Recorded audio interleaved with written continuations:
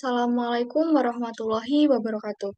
Perkenalkan, nama saya Irma binti Syaidah dari kelas Ular. Saya di sini akan mempresentasikan hasil kerja saya mengenai ujian praktik NLP. Baik, di sini saya mengambil judul yakni eh, klasifikasi emosi pada dataset Twitter Indonesia menggunakan model Navi Bayes.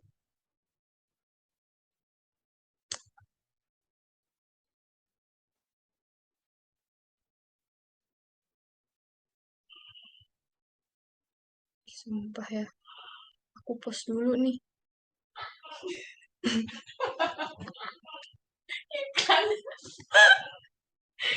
Lama banget anjir. Latar belakangnya sendiri yakni eh, tweet berbahasa Indonesia sangat potensial untuk studi analisis emosi. Menurut statistika portal statistika online, Indonesia tercatat sebagai pengguna Twitter aktif terbesar ketiga di Asia Pasifik dari 2012 hingga 2018. Dapat disimpulkan bahwa melakukan analisis emosi untuk tweet bahasa Indonesia akan bermanfaat untuk banyak tujuan. Namun, tidak ada dataset publik untuk analis emosi di Indonesia. Eh, Dataset ini untuk klasifikasi emosi Indonesia dari data Twitter. Dataset ini terdiri dari 4.403 tweet yang dibagi menjadi 5 label emosi. Yang pertama, anger, fear, happy, love, dan sadness. Rumusan masalah. Bagaimana akurasi yang didapatkan pada evaluasi modeling? Nah, dataset yang digunakan yaitu data emosi Twitter di Indonesia. Nah, ini terdapat data anger, happy, dan data infonya ini labelnya terdapat 4.401. Dan ini datanya tidak ada yang kosong. Dan data tweet juga terdapat 4.401, datanya juga tidak ada yang kosong. Pre-post caching data. Di sini saya menggunakan beberapa pre-caching data ya. Yang pertama, cache folding. Cache folding sendiri proses menyeragamkan bentuk kata-kata tweet menjadi bentuk huruf kecil. Yang kedua, word normalization, yaitu proses menormalisasi kata. Yang ketiga, filtering, dan menggunakan stop word removal. Stop word berbentuk kamus kata yang berisi kata-kata yang tidak penting. Ketika kata-kata yang ada di stop word muncul sebuah kalimat, maka kata pada kalimat tersebut akan dihapus. Dan yang terakhir, menggunakan stemming. Proses stemming adalah proses pencarian kata dasar dari kata yang memiliki imbuhan. Berikut ini sintaksnya. Dan selanjutnya, ekstraksi fitur dan selection fitur. Di sini pada ekstraksi menggunakan back of word n-gram. Nah, ini adalah proses mengubah teks menjadi vektor dan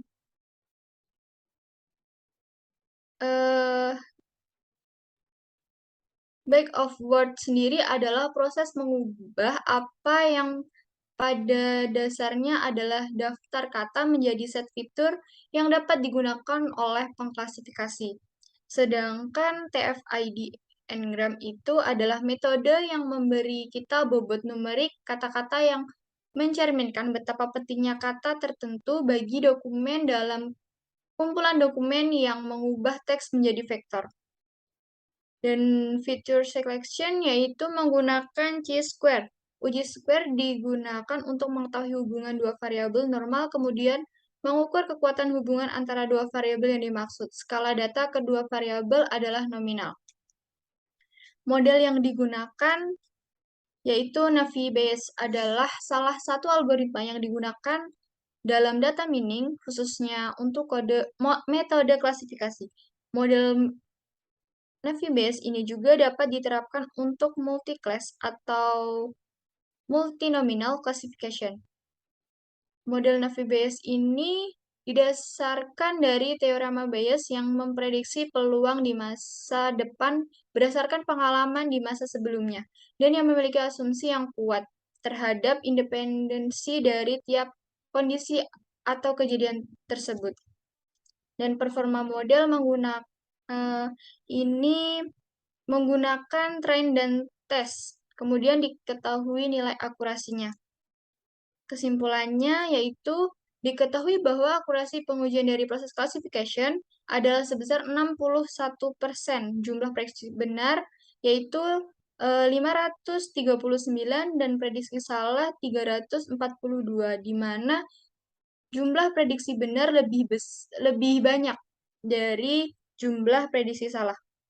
Nilai rata-rata akurasi pada cross validation adalah sebesar 61%. Pada hasil teks preprocessing seharusnya menghasilkan happy, tetapi menghasilkan anger.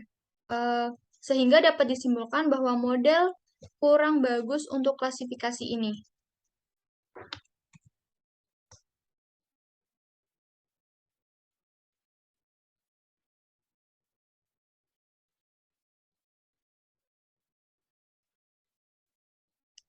Ding ding.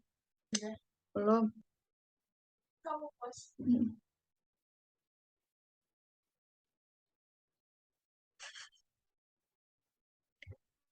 Dan di sini saya akan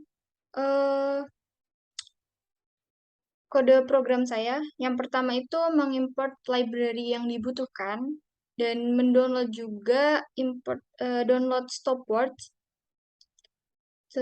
Lalu data acquisition, ini penjelasan levelnya itu terdapat anger, fear, happy, loss, dan sadness. Lalu memanggil datasetnya, yaitu data Twitter emotion dataset, data info,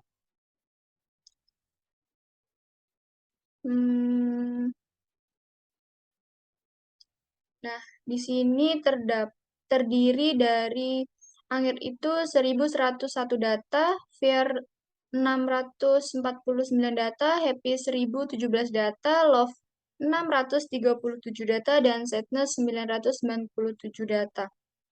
Dan ini adalah plotnya,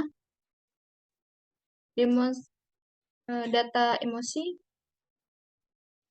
Lalu text preprocessing menggunakan scaffolding yang sudah dijelaskan.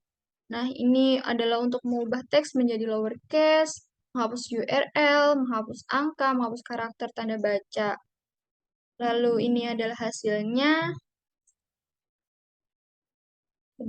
Yang kedua, selang word normalization. Ini terdapat kamus singkatan.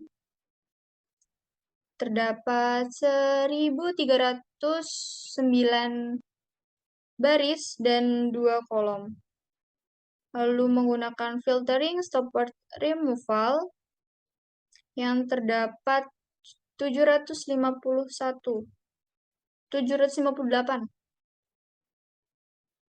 Selanjutnya menggunakan, dan ini hasil stopword removal.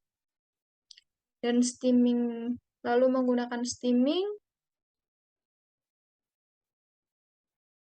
Ini hasilnya, sekian tweet, baca tweet, aneh sih, tulis sempadan bla. Proses preprocessing people. Ini datanya. Lalu menggunakan feature engineering. Ini data X-nya, data clean text, dia-nya data label. Ini untuk memisahkan kolom fitur dan target. Dan menggunakan fitur extraction, menggunakan back of word and gram. Dan ini berbentuk vektor.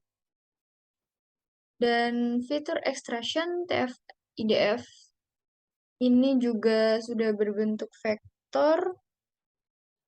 Dan ini melihat matriks jumlah token menggunakan TF IDF.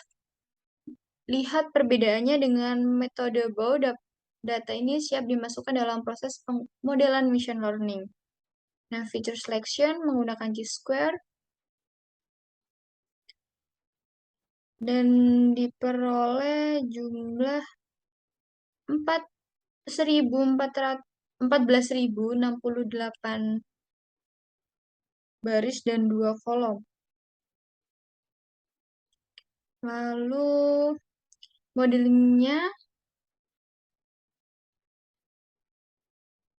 dan ini model evaluationnya, dan diperoleh akurasi 61% dan jumlah prediksi benarnya yaitu 539 dan prediksi salahnya 342.